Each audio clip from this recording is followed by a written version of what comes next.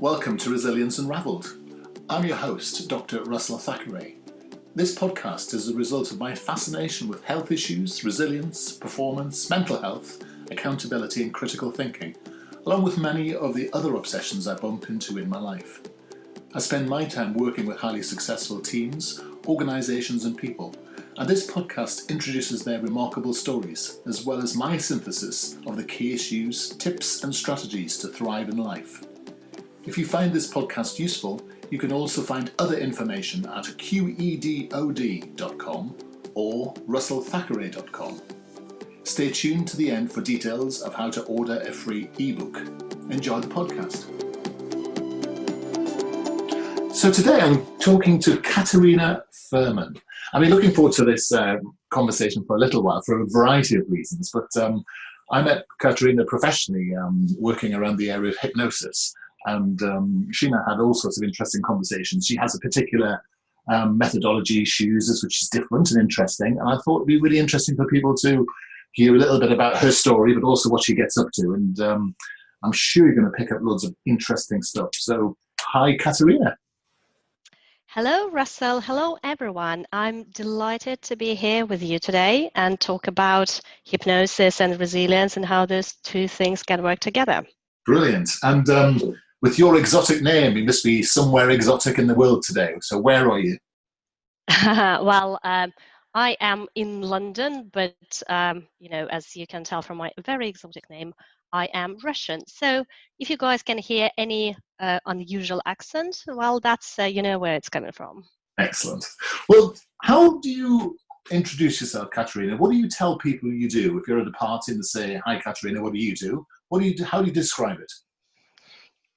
Well, I like putting a little bit of suspense, and I say that I help people with their dreams and their struggles, and then I pause, and then everybody is starts, coming up with their thoughts and thinking, and then I go I'm a hypnotherapist.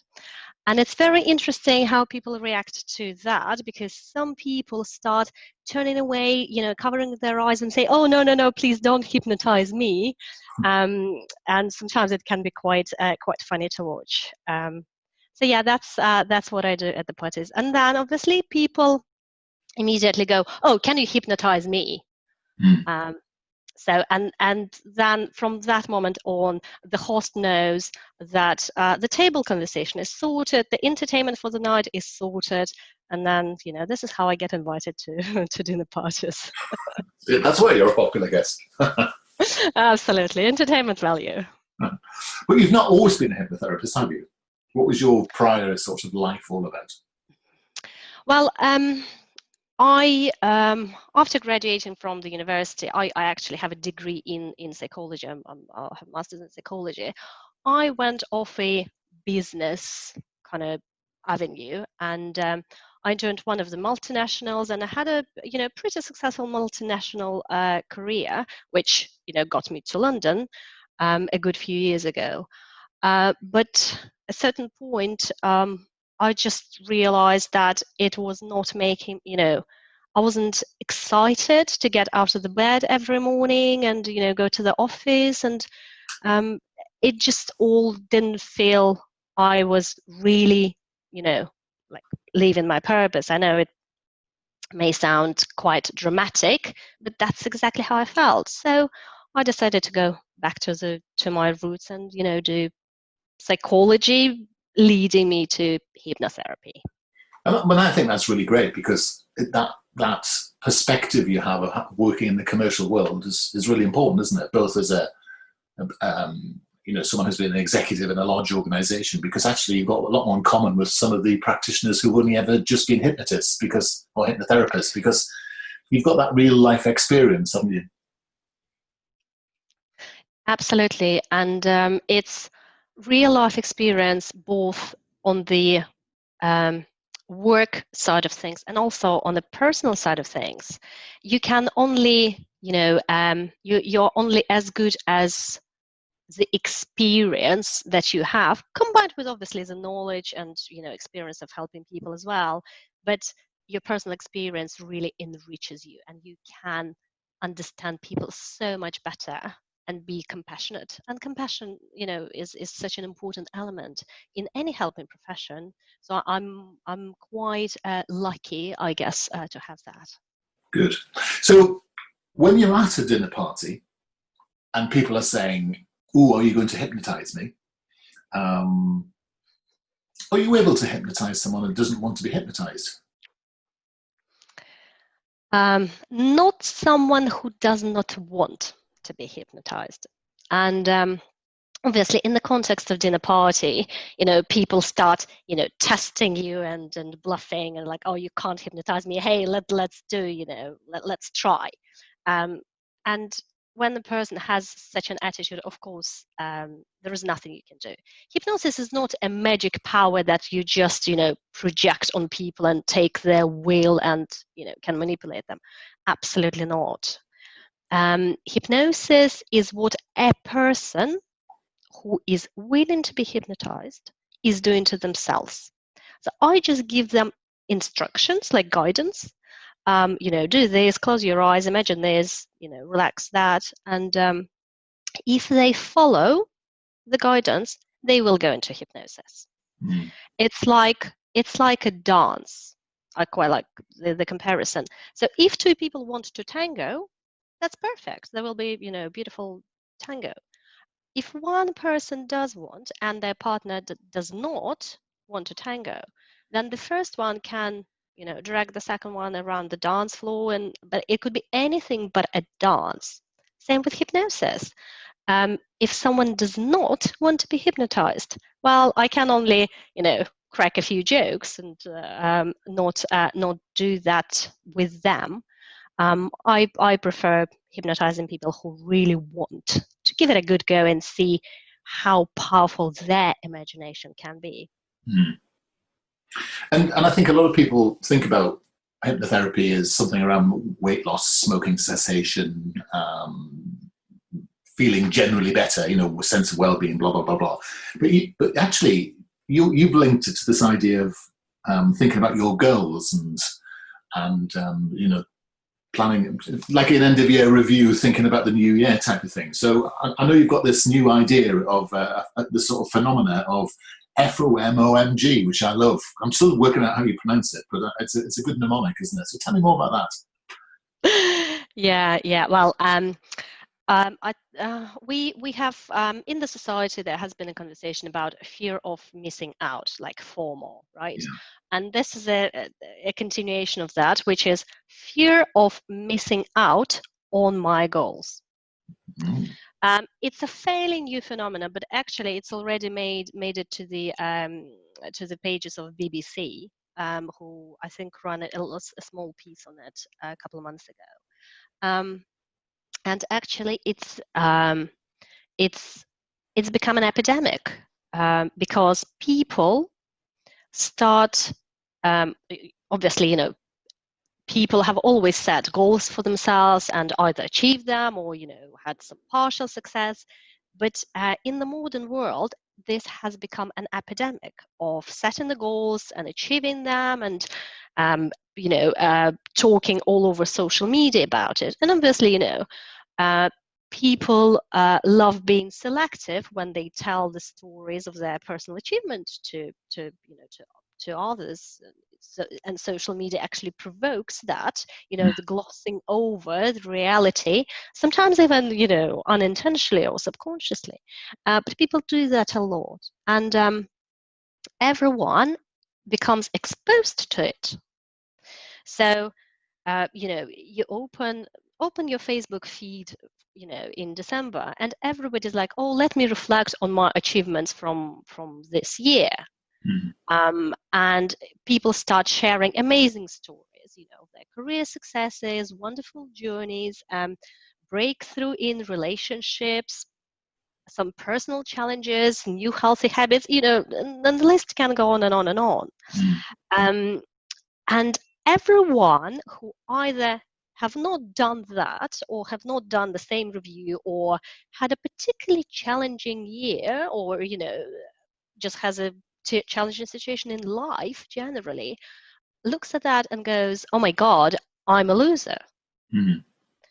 And, it's just very, very difficult to resist that thought, because you're just surrounded by those amazingly successful people.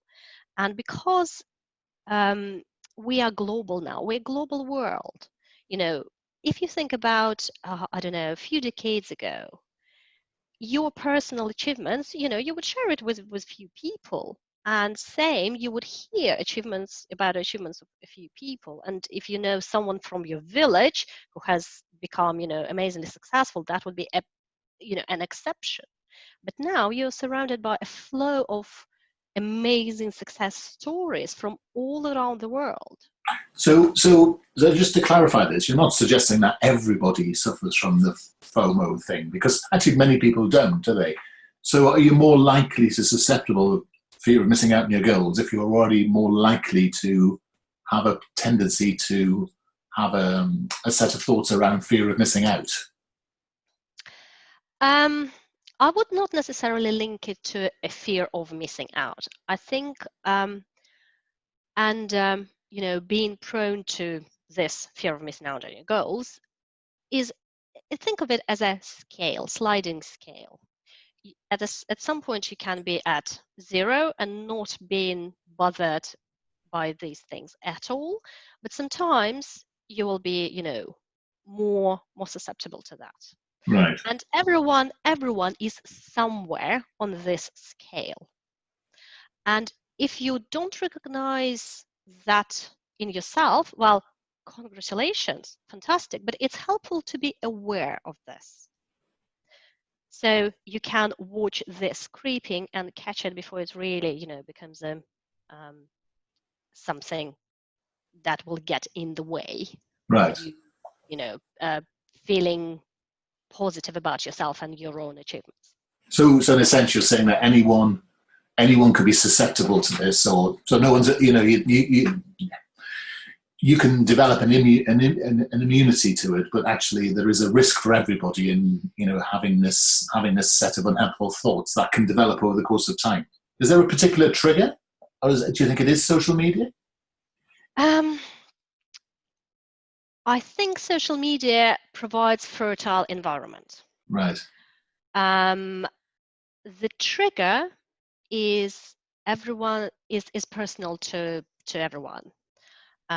Some people might be immune to this until some point, and then they see a particular thing or something happens in their life, or they become generally stressed about something, and their, so to say, psychological immunity, psychological guard goes down a little bit, and then they catch this. And I will be talking about how to prevent that from happening, in the second half of our conversation. And, I'll be giving some tips and how to really build your, resilience, basically, to that, and what you can do. So if you're experiencing a certain set of thoughts or sensations in your body, how do you know it's this fear of missing out on your goals as opposed to something else? Is there anything specific? I mean, would you track it down, for example, to noticing that you've been looking at other people's achievements? Or is there a specific thing that you can look out for in yourself? That's about it. Yes. So if you think of other people's achievements and you catch yourself thinking, "Oh, I have not done this," or "I am a," Right. something along the lines, "I'm a loser," or something. Yeah. Any thought that when you are being detrimental to yourself, right, that is a sign of it. I see. And it's not a matter of putting a label or diagnosing, yes, you do have this condition or you don't have this condition. As I say, it's a sliding scale. Yeah. And it's important to catch the early signs of it, not let it develop into something really, really powerful, and just do some prevention techniques at the moment you notice those thoughts. So basically, if you're beating yourself up, feeling guilty, and as we've talked about, you were saying, sort of that sense of frustration, they're the things you've got to look out for. Pretty much when you're thinking about not achieving something. Because sometimes you can be frustrated or unhappy about yourself. Just generally, a casual situation or something has happened or hasn't happened, and you're like, oh, yes, didn't do very well there. That's a separate thing. Yeah, it's the comparison. It's the comparison that's the problem, is it? Absolutely, Right. absolutely. And especially comparing yourself to some, best of the best of the best is not as bad, right? You can actually be inspired by them and by their example. But when you look up to your neighbor, your classmate, your friend, this is where it becomes really, poisonous, pretty much. Yeah. Okay, that sort of makes sense. And of course, it's particularly interesting this time of year, as you say, because we're recording this in December 2018, and it is a time for reflection. There's, as you say, a time for people to be bragging about their achievements and thinking about next year as well. And I guess if you're feeling pretty low in your own sense and your own self, you lose the opportunity to set your own goals potentially because you're too busy judging yourself against people that where there's no comparison. That could be one consequence of that, or another could be you set yourself absolutely unrealistic goals because you look at glossed over stories of people and you go like, okay, I will just shoot for the moon, and 12 months from now you have not landed on the moon. You've landed on the stars, but you missed that out because you were shooting for the moon, and here comes a negative cycle. It does explain perhaps why people achieve so few of their New Year's resolutions, because actually they're maybe built with the wrong motivation, because they're built to almost achieve somebody else's life rather than one's own.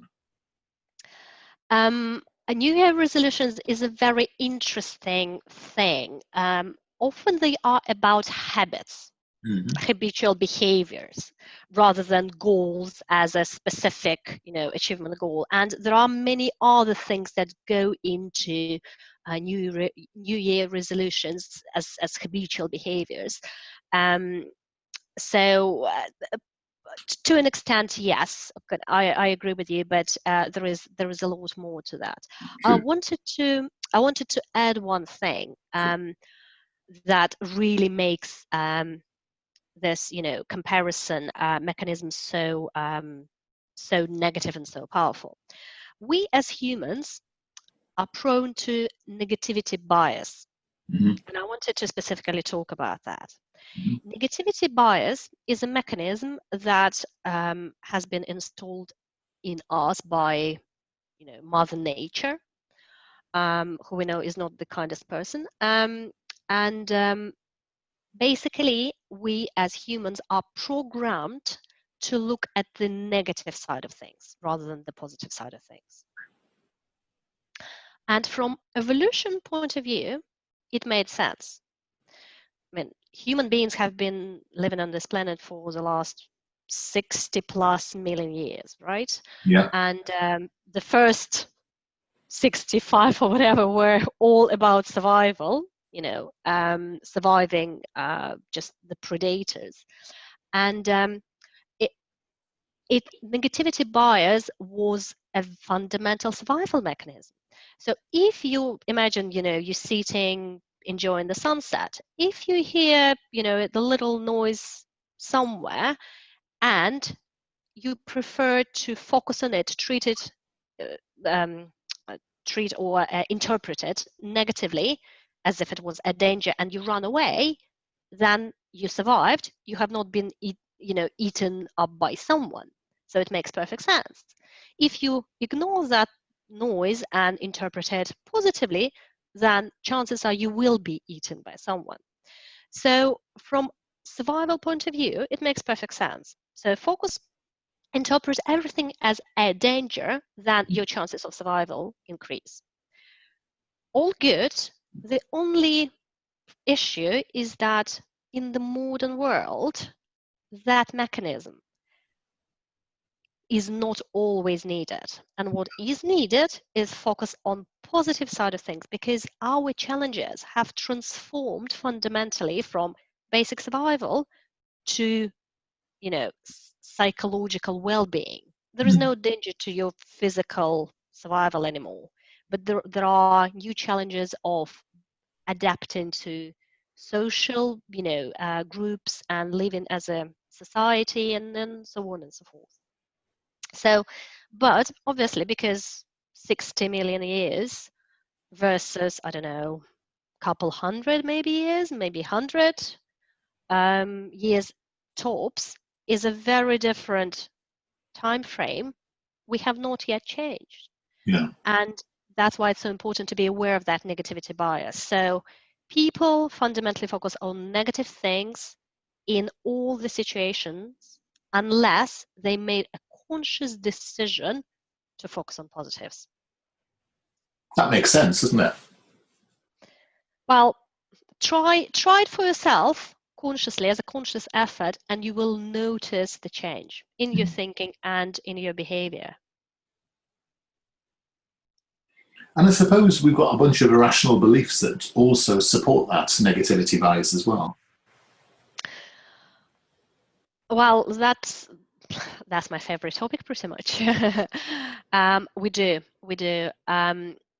As again, as human beings, when we grow, we pick up various beliefs, about ourselves, about this world, about people. And when we come to this world, a child, the child is born, the knowledge of the world and self is like a clean slate, right? It's tabula rasa, they call it. And all the impressions and experiences, just get imprinted on this tabula rasa. And then lots of various beliefs are formed from those experiences. Mm. And some of these beliefs are good and positive, that the world is good, that a person is worthy and a good person, etc. And those beliefs help us through our life. We grow as capable and confident people, and can achieve things. Some of the beliefs, though, are the opposite. Um, and it's a matter of constant balance between positive beliefs and negative beliefs. Yes. And negative beliefs, you can't really point a finger and say, oh, this is because of this or that, or this is the person to blame. It's just the nature of how things happen. Mm. But those negative beliefs, they are absolutely irrational. So can you give me an example of a negative belief? For example, people thinking that they are not worthy Right. or they're not lovable. Yeah. And this is something that might stem from just almost accidental things when, grown-ups around the child have done something or expressed something in a way that they did not mean at all to compromise the worthiness and of the child, but it may have come across like that. For a small child who does not have any critical thinking yet, because Mm. they're just too little. And it just gets, they just pick up that belief. And once we have a belief, we tend to select information that reinforces the belief. Yeah. So I understand all that. I get all that, and that all makes really great sense. And I totally agree. And I can understand why a lot of the sort of traditional therapies, talking therapies, coaching, and all that sort of stuff, how they would attack all these different situations. So why use hypnotherapy rather than, say, counselling to tackle this subject? Well, hypnotherapy is a therapy with the use of hypnosis, right? And hypnosis, it's not a method, it's a state of mind. Let me just say a few words about hypnosis so the listeners understand what I mean by that before we go any deeper. So hypnosis is a state of mind, and it is characterized by increased suggestibility. So in this state of mind, we are prone to accept, beliefs, information, suggestions more than outside of this state. Right. So is this a way of being able to suggest a more positive way of thinking? Absolutely. Ah, As an example, So when somebody is in the state of hypnosis, basically the critical faculty of our mind is put to rest. So our mind has conscious mind, subconscious mind, and the critical faculty in between them. And without going into the detail and complex explanations about the how all these parts work, basically the critical factor is the guardian of information and of any change that will or won't happen with the person's beliefs and self-beliefs. mhm. And any therapy, and talk therapy or hypnotherapy, doesn't matter, any therapy is trying to bypass that critical factor in order to install the positive change. But when the person is in hypnosis, it's a lot easier to do because So, critical faculty is put to rest. so I understand that makes sense. So you're talking that we have this natural negativity bias. So how would you use hypnotherapy to build your positivity bias? Well, with the use of hypnosis, we'll just get access to those negative beliefs that the person has about themselves or the world. And we just, rewrite them, remove them, make them, turn them into neutral. It's quite difficult to turn negative into positive, but you can neutralize it. And then on top of that, we can suggest some positive things. Does that make sense? It does. So is this a question, therefore, you would build positivity? So you learn the habits of positivity or the way of learning the habits of positive thinking? Um, yes. And you do that twofold.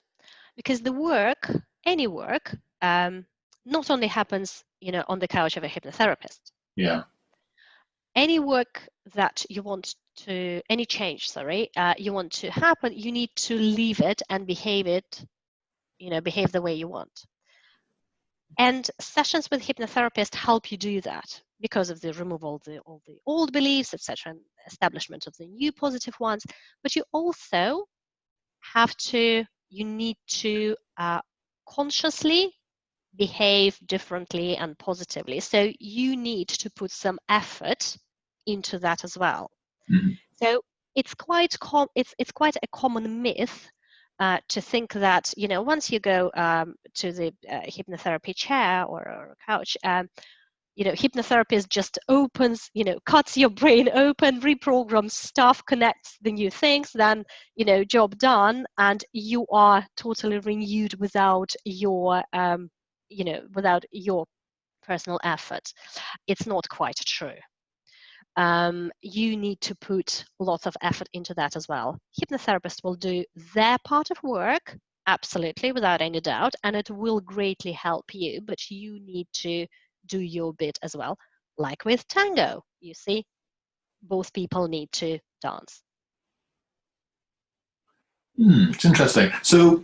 So I can see how we're changing the way we think, and I can see how you're accepting this positivity bias. Is there a sort of a general um, way of thinking about mindfulness or another way of being able to bring a peace of mind to people? Mindfulness is a great practice, absolutely.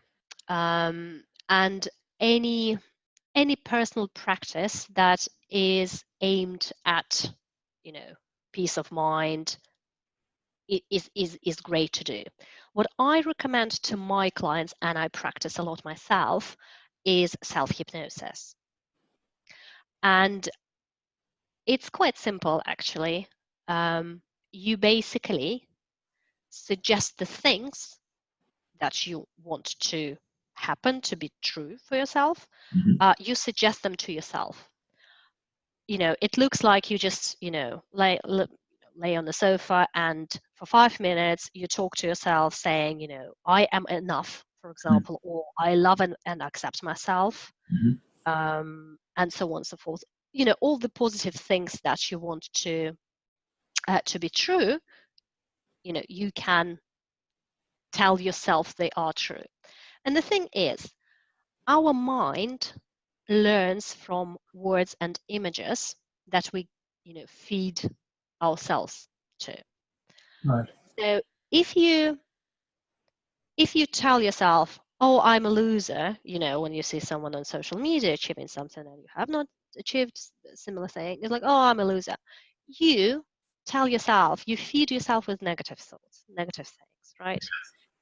To neutralize that, tell yourself, I am enough. I've achieved a lot this year, or whatever the positive thing is.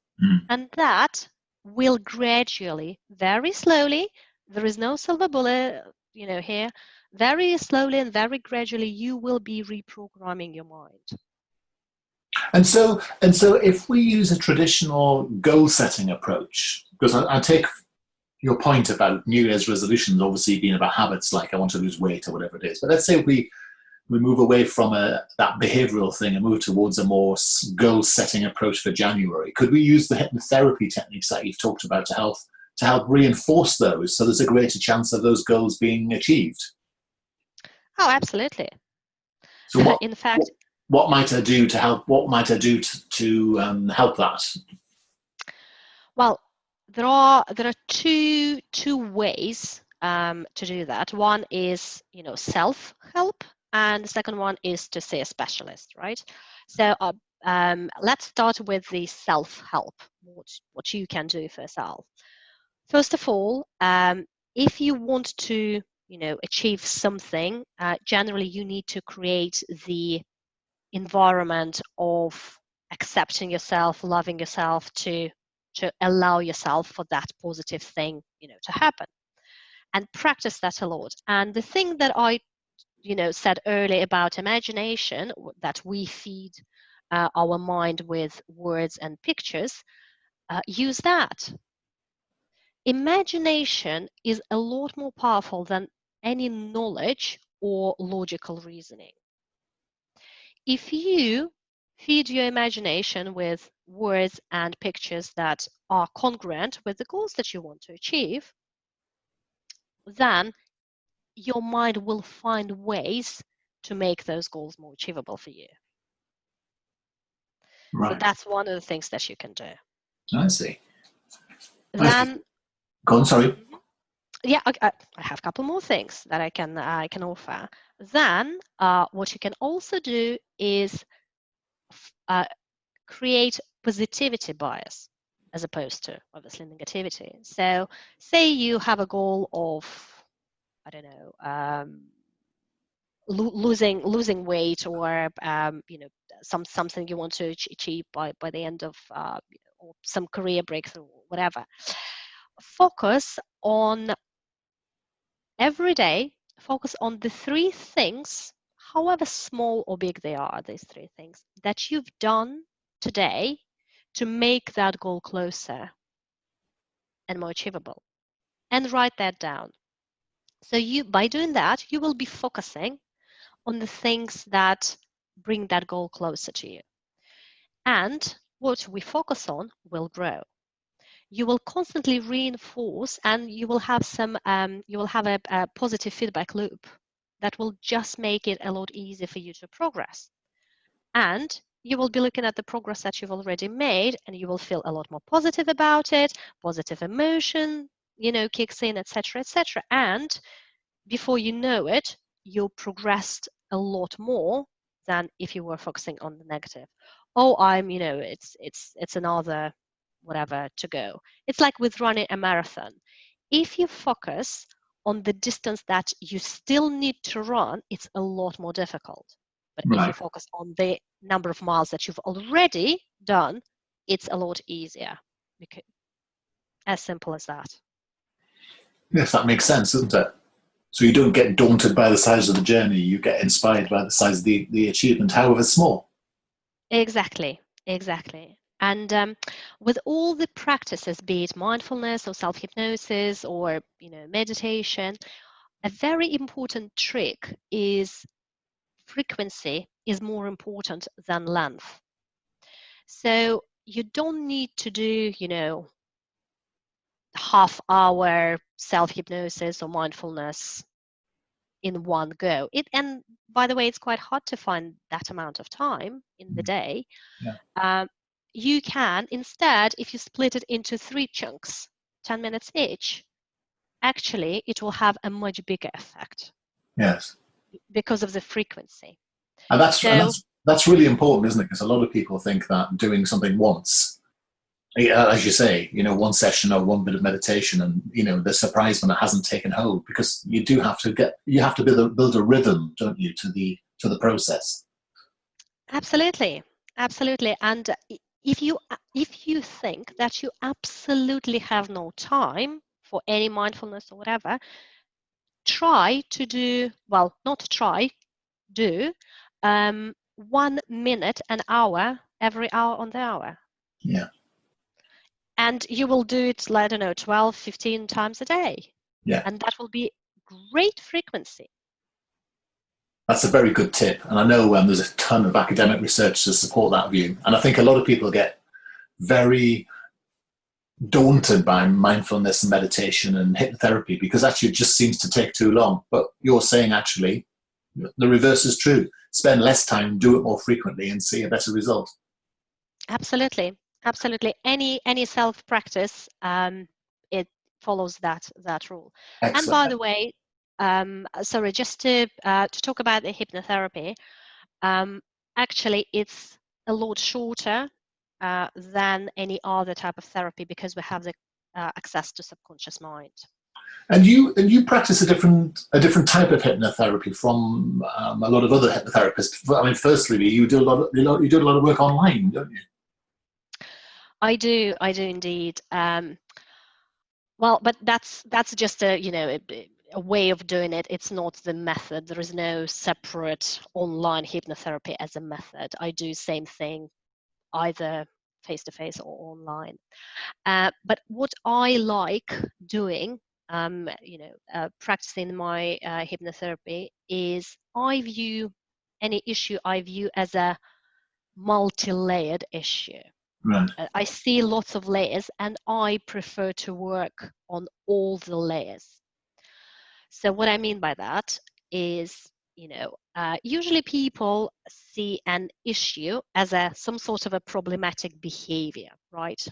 It could be, overeating or drinking too much or not feeling confident enough or, so on and so forth. And that problematic behavior they usually take for issue, while in fact is just a symptom of an underlying issue.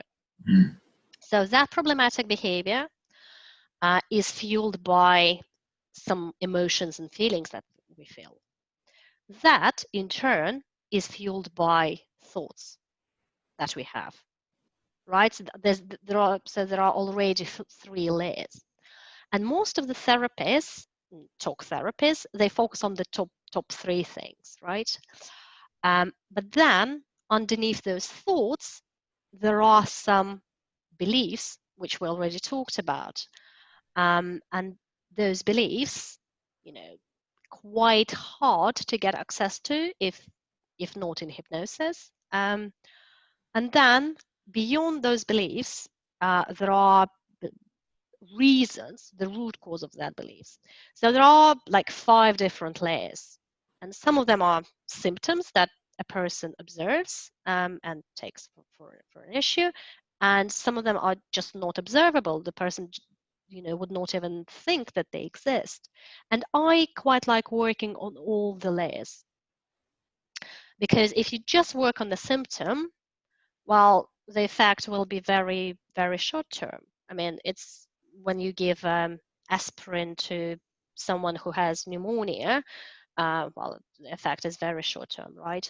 You really need to find the root cause and remove that for the fever to go down and for symptoms to disappear.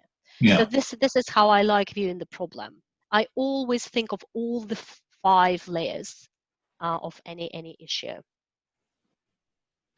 I've just noticed the time, and we've been chatting for ages. and I'm conscious of your time and respectful of it. If people want to find out more about you, Katerina, and where should they look? Do you have a website that you could point people in the direction of? Absolutely, yes. So go to fullerlifehypnosis.com, and you will find lots of information there about my method, about how I work. There are some nice videos there about how our minds work, about what hypnosis is, etc. So there is quite a lot of information to go through, and obviously if anybody is interested about my services, they can absolutely send me a message from the website and get in touch. Brilliant. Well, I think it's been a fascinating conversation. So we talked a bit about this fear of missing out on goals. We talked a lot about the sort of negativity, positivity bias, which I think has been very useful. And actually you've given us a very practical set of techniques about just focusing, thinking backwards and forwards. And you've also talked a little bit about this idea of this sort of rhythm of mindfulness, the rhythm of self-hypnosis, which I think is a really good point. And then you've also talked about these 5 levels. So I think there's been a ton of value there. And I think people can probably tell that there's a heck of a lot more stuff that as well that sits behind the sort of conversation we've had today already. Oh, I've just scratched the surface. Please invite me again. It's a great subject once we get going. I know we could chat again. Perhaps we should pick this up at another time and show people how a session works. Absolutely. Well, look, hopefully people will have a look at, let me just check that. I've got that website written down, fullerlifehypnosis.com. And Katerina Furman with a U is the way to find you on Instagram and Facebook and such like. And I know you obviously professionally, and know you're a very interesting person with lots of interesting angles and such like. So it's been thrilling really talking to you today. I've learned a lot myself, and thank you so much for taking time to talk to us. We hope you found today's podcast useful. If you did, why not subscribe and listen to our other podcasts? We would love it if you could leave us a review. To access our resilience coaching, contact us at info@qedod.com. And finally, if you'd like to download our free resilience ebook, go to qedod.com/free ebook. Thanks for listening.